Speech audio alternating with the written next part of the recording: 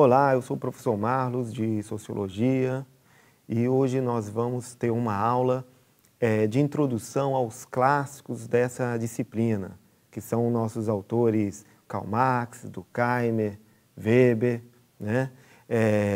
Como que esses autores vêm a contribuir para essa disciplina, e é bom a gente pensar, tentar entender a visão diferenciada que esses autores têm sobre a sociedade. Para a gente perceber essa diferença, nós vamos ver os principais, né, conceitos desses autores. O Émile Durkheim, ele tem uma ideia de sociedade ligado à coesão social, uma sociedade ligada por laços, né, e uma interdependência que é funcional para a vida social. Max Weber já está pensando a sociedade a partir do seu ato mínimo, né, que são os indivíduos. Então, para ele compreender o que é sociedade, ele propõe que nós passamos a entender o que são as ações sociais. Quais são as ações individuais que interagem com outros indivíduos, aonde o cientista social pode localizar ali o seu objeto de estudo. Para isso, ele desenvolve uma metodologia e pensa também em um outro conceito aí que nós vamos estudar hoje, chamado de tipos ideais, né? Então, os tipos de ideais é um conceito que está dentro da metodologia weberiana e que vai ajudar na análise sociológica. O nosso último autor aí, que é o Karl Marx, pensa a sociedade a partir de uma filosofia, de um pensamento que ele herda e subverte, né, de Hegel, né, o idealismo alemão, e ele tenta pensar a sociedade a partir dessa influência filosófica, a partir de uma lógica de trabalho e de produção. Percebemos aí que cada um desses autores vai estar inserido dentro do seu contexto e com um desafio à frente, né? O desafio de responder, né? De dar respostas a problemas sociais, apresentado cada um dentro de seu momento e de seu contexto histórico. Nosso primeiro autor aí, ó, que vocês estão vendo a foto, é o Émile Durkheim, é um pensador francês e teve grande impacto em seu pensamento, em sua proposta para uma ciência sociológica, a Revolução Francesa. Podemos pensar o impacto da Revolução Francesa na obra de Durkheim se a gente perceber o quanto que ele está priorizando aí pela coesão social, né? O quanto que ele está tentando entender a sociedade a partir de uma interdependência e de sua funcionalidade prática. Durkheim foi bastante influenciado pelas ciências naturais. Ele imaginava que para a sociologia se tornar uma ciência, ela precisaria aprender e importar, né, a metodologia das ciências naturais. Então ele vai criar todo o seu pensamento, toda uma metodologia a partir dessas ciências naturais. Então ele começa a conceber a sociedade como se fosse um corpo, né? E como um corpo, essa sociedade precisa funcionar em harmonia e de maneira coesa. Então cada instituição social cumpre segundo o pensamento de Durkheim, cumpre uma funcionalidade. Cada instituição tem um papel a ser realizado e que, se não realizado de maneira apropriada, pode influenciar o funcionamento de uma outra instituição, de outra parte desse corpo social, né? Assim como o nosso corpo, né? Não adianta, não dá para imaginar falar que eu estou saudável, só o meu coração que não. É um corpo e funciona de maneira integrada, existe uma interdependência nesse corpo. O que é o fato social para Durkheim, né? Qual é esse objeto de estudo do sociólogo e para Durkheim, a gente observar esse corpo social, a gente tem que descobrir aonde está o fato social, né? Então, lembrando que Durkheim estava sofrendo influência ali das ciências naturais, então ele vai falar o seguinte, ó, vamos descobrir o que é o fato social, o nosso objeto de estudo, e vamos aplicar nesse fato social a metodologia ou algo próximo à metodologia das ciências naturais, né? Que é ao localizar um fato e tentar entender esse fato, a gente vai criar uma explicação para esse fato, vai testar, né, esse fato para ver se coincide com a explicação. Não coincidindo, a gente tenta criar uma outra explicação e testa novamente o fato, né? Então, mas primeiro, como é que a gente localiza o fato social?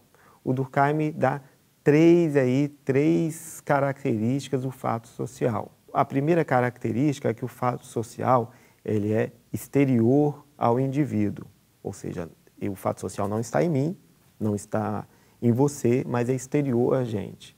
O fato social é coercitivo, ele tem uma força que age sobre a gente, age sobre mim, age sobre você e obriga a gente a ter determinados comportamentos. E esses fatos sociais são gerais, agem sobre toda a sociedade, não só sobre o indivíduo ou só sobre outro indivíduo, né?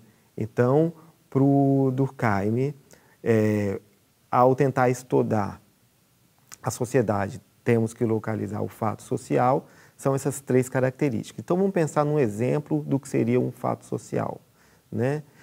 As leis de trânsito, por exemplo, é um fato social. É algo que está institucionalizado dentro da sociedade, dentro do corpo social. No caso da lei do trânsito, ela é o exterior ao indivíduo, independente da minha vontade, independente se eu creio ou não creio nas leis de trânsito, se eu descumpro, se eu atravesso o sinal vermelho, eu vou ser punido, né? Ela não depende da minha vontade, da minha crença a ela. As leis são institucionalizadas, né?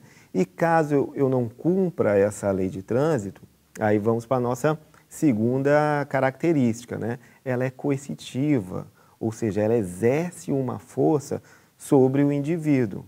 Se ele não cumpre, ele vai sofrer alguma sanção, ele vai ser punido de maneira explícita ou de maneira implícita, né? De maneira explícita, né? O descumprimento de uma lei, né? Você paga multa, pode ser preso, né? Ou de maneira implícita, o cara sofre, percebe nos olhares das pessoas um tipo de censura. Então, o fato social é uma coisa que exerce essa pressão sobre o indivíduo e faz com que ele sofra alguma sanção caso ele não cumpra, né? E é geral porque ela exerce influência sobre a sociedade como um todo, né? Ela não serve, as leis de trânsito não servem só para que eu possa estar cumprindo, mas a sociedade como um todo. Um outro autor que nós vamos perceber hoje, que nós vamos estudar hoje, é o Max Weber. O Max Weber também faz uma proposta conceitual para que a sociologia se desenvolva e perceba o seu objeto de estudo, né?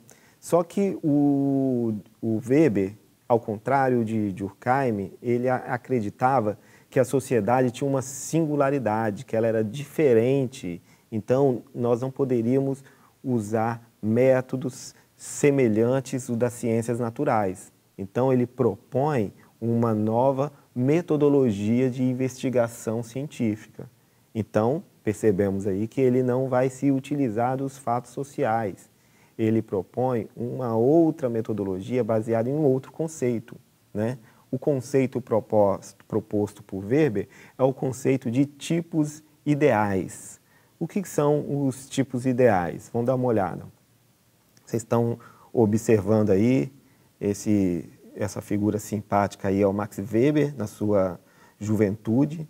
E o que são os tipos ideais? Tipos ideais são ferramentas analíticas, né? Então, ao contrário, aí ele tenta aí diferenciar das ciências naturais. Então, a gente não vai ter na sociologia um objeto de estudo real, né? No sentido de que ele vai ter o mesmo comportamento sempre como nas ciências naturais. Por quê? Porque a sociedade é composta de indivíduos e os indivíduos são muito mais complexos, possuem motivações próprias, possuem os mais diversos tipos de percepção do mundo e motivos para agir nesse mundo.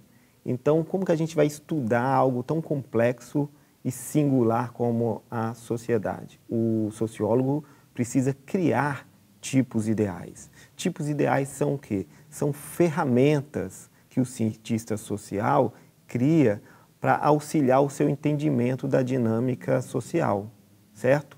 Então, vamos dar uma olhada lá. Esses tipos ideais eles vão fazer o quê? Eles vão dar ênfase na caracterização sistemática dos padrões individuais concretos, que são características das ciências humanas. Opõe a conceituação típico ideal à conceituação generalizada, tal como está conhecida nas ciências naturais. Então, o seu principal objetivo aí é se diferenciar, se separar das ciências naturais.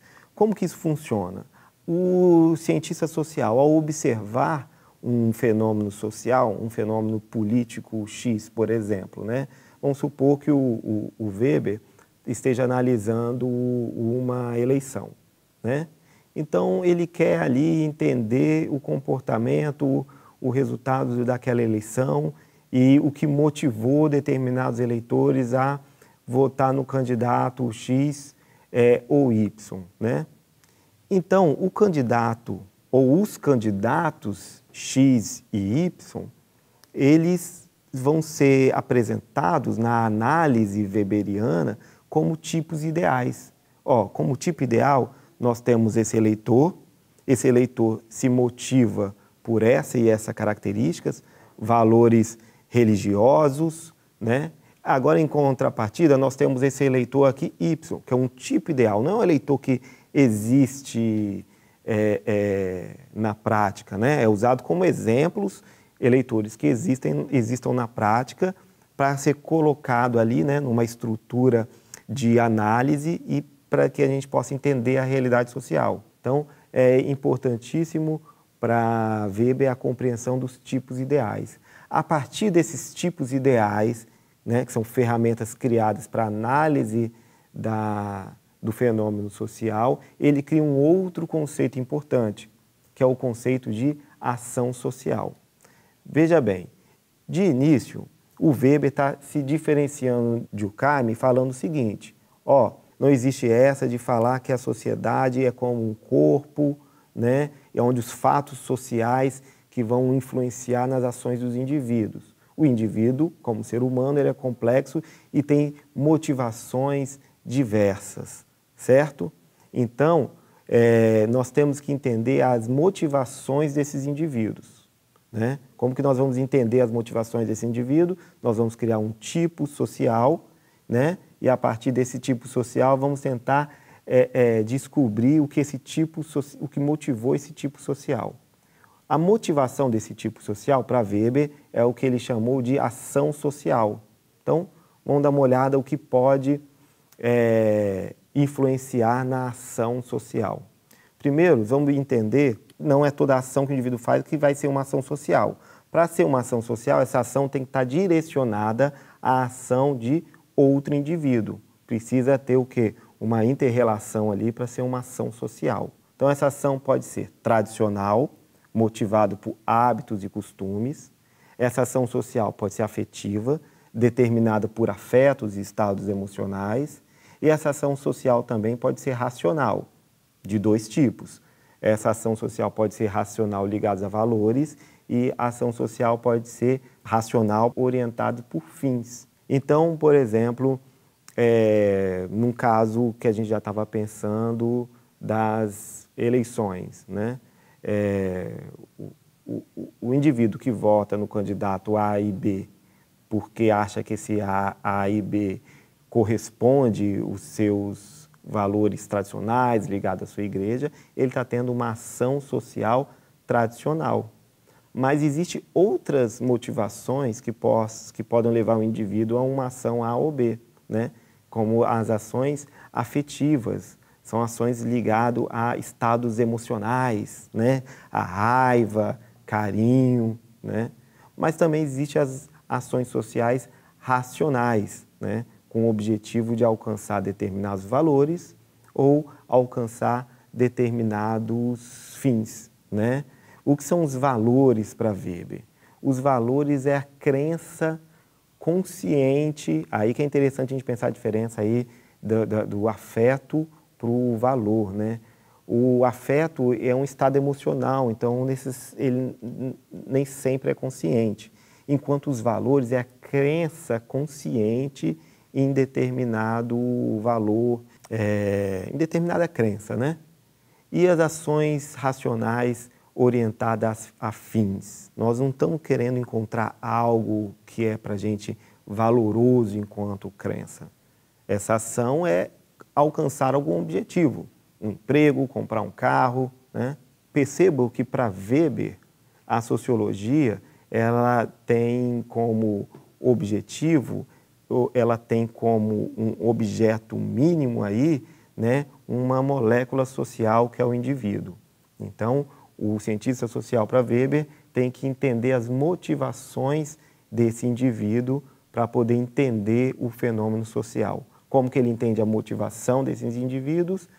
Criando tipos ideais, né? Ferramentas para entendimento da ação social, né? Das próprias motivações. O terceiro autor clássico aí, que vocês podem ver, é o Karl Marx. Karl Marx é um filósofo, economista, sociólogo alemão, né, que tem todo um pensamento, toda uma filosofia, né, desenvolvida a partir da influência que ele teve sobre as leituras de Hegel. Ele faz uma inversão na filosofia de Hegel, tirando do plano das ideias a análise principal, né, e colocando no plano material. Para Marx, o que tem de mais importante na análise social são as condições de produção da vida, da própria realidade social. Nessa filosofia marxista, o trabalho ganha superimportância, né? O trabalho é super importante. Entender as relações de trabalho, para Karl Marx, é entender o quê? As relações de produção, né, e reprodução da vida. Ao contrário de Weber e ao contrário de Durkheim, Marx não deixa um livro de metodologia. Para fazer sociologia, para fazer análise social, você vai seguir esses passos e vai usar essa categoria. Ele desenvolve o pensamento e a metodologia dele no decorrer da sua vida e vai aparecendo categorias importantes que o estudioso percebe e os seus herdeiros de pensamento, digamos assim, vai desenvolvendo, né, e se aprofundando na metodologia criada por Marx, mas que é criada no decorrer de sua obra, no decorrer de sua vida. Então, nós temos aí alguns conceitos importantes para poder entender o pensamento marxista. Esses conceitos são os de classe social, luta de classes, mais-valia e alienação. Esses conceitos estão ligados, para Marx, à própria relação e produção de trabalho. Karl Marx está estudando a sociedade capitalista de sua época. Como eu já havia dito, o importante para Karl Marx, para entender a realidade social, é entender as relações de produção, as relações de trabalho.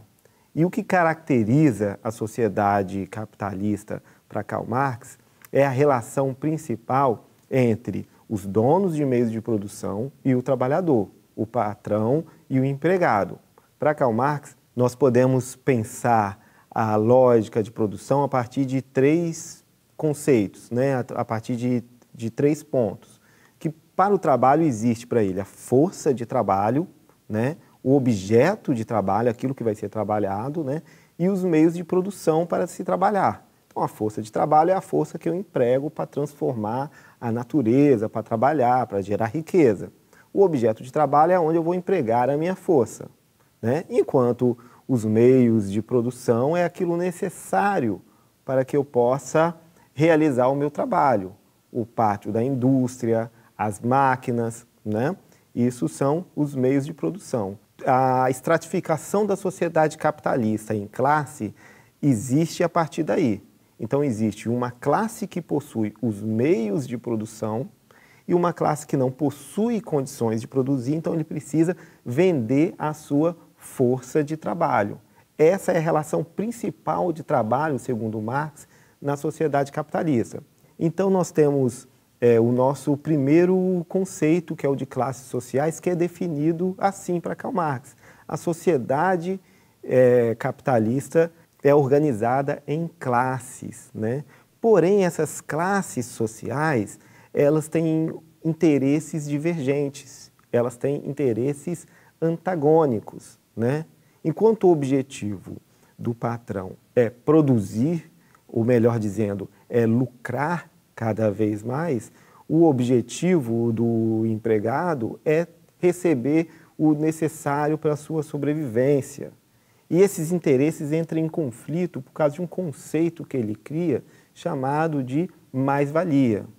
Então, Karl Marx cria o conceito de mais-valia para tentar explicar para a gente essa relação de dominação e como que o patrão, o burguês industrial, se apropria de parte do valor produzido pelo trabalhador para aumentar, assim, o seu lucro, demonstrando, assim, que a sociedade de classe é uma sociedade de interesses antagônicos, né?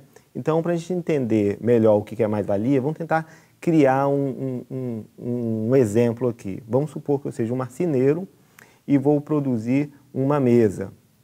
E gasto nessa mesa 2 horas, né? Como exemplo, gasto 2 horas para construir essa mesa. E essa mesa vale R$2, só para ficar mais fácil a nossa conta aqui.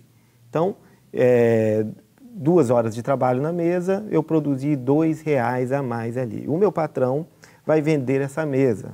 E ele consegue vender essa mesa por R$4.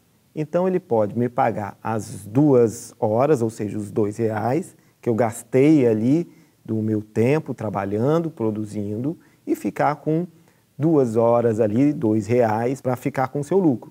Porém, como estratégia para aumentar o seu lucro, ele acaba se apropriando de parte do valor que eu produzi. Então, em vez de me pagar R$2, ele me paga R$1, se apropriando, assim, de parte do valor que eu produzi. O que nos leva ao último conceito ali de Marx de alienação, né? Como eu produzo e não sou dono daquilo que eu produzi, como que eu emprego a minha força de trabalho, só que o resultado da força de trabalho, o resultado da riqueza que eu produzi, eu não sou dono, proprietário da minha força de trabalho, porque eu vendi minha força de trabalho para ele, é o patrão, eu tenho o meu trabalho alienado. Então, para Karl Marx, o trabalhador ele pode ser alienado, além de ser alienado de sua consciência, de estar dentro de uma relação de dominação, mas também alienado alienado do seu próprio trabalho.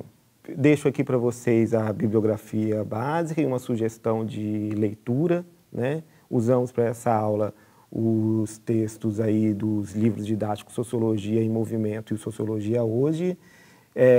Deixo uma dica aí para vocês lerem o Weber. Tem uma compilação de texto do Weber na obra Os Pensadores, não é de difícil leitura e, como sempre, eu deixo a dica para vocês se aprofundarem nos conteúdos das nossas aulas, lendo os textos, lendo os autores, ok?